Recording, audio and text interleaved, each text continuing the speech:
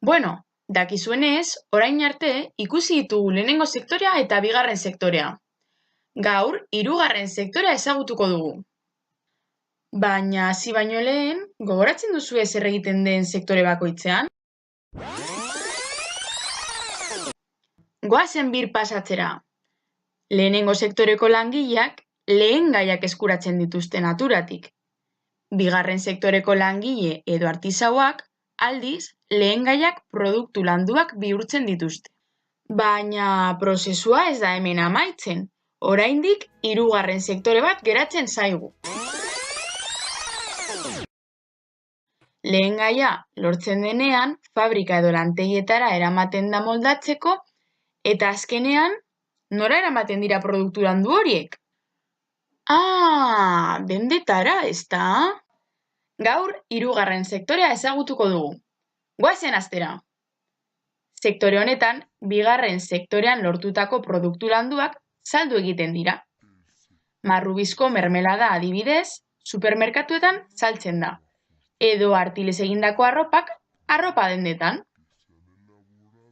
Horretaz aparte, hirugarren sektoreari esker zerbitzuak ditugu. Hauek laguntzen gaituzte pertsonei. Adibidez, talde honetan medikuak eta erizainak ditugu. Hauek gure osasuna zaintzeaz arduratzen diren pertsonak dira, eta gaixo gaudenean zaintzen gaituzte.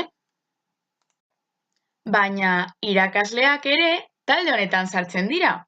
Andereño eta maisuei esker, ikasleak baloreak eta hainbat gauza ikasten dituzte.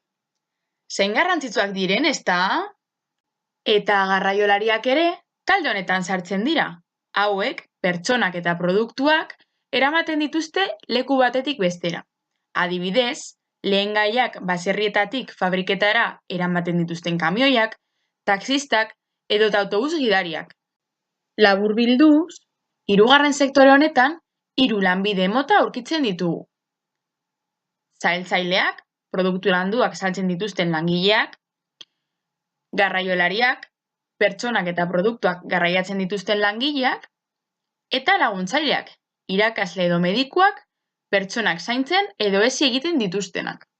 Eta honekin, 3 sektoreak ikasi ditugu. Zein garrantzitsuak diren, ezta? 3 esker, janaria, arropa, tresnak, baita laguntza zerbitzuak lortzen ditugu.